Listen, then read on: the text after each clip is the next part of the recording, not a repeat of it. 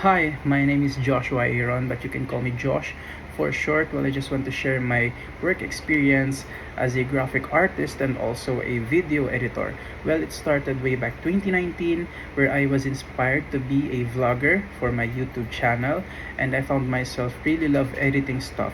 So I took broadcasting on my college days and just to focus on technical stuff, and I took it professionally, wherein I pushed myself to be a videographer, wherein I was also doing various events like weddings, debuts, and such. And then pandemic happened. I tried to find a client wherein I can work remotely.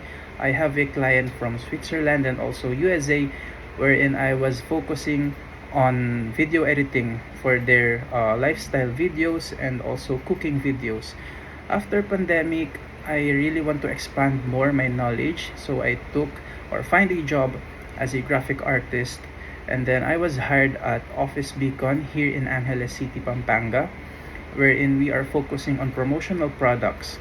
So I've been here currently working here for almost or 3 years rather already. And that's all. Thank you.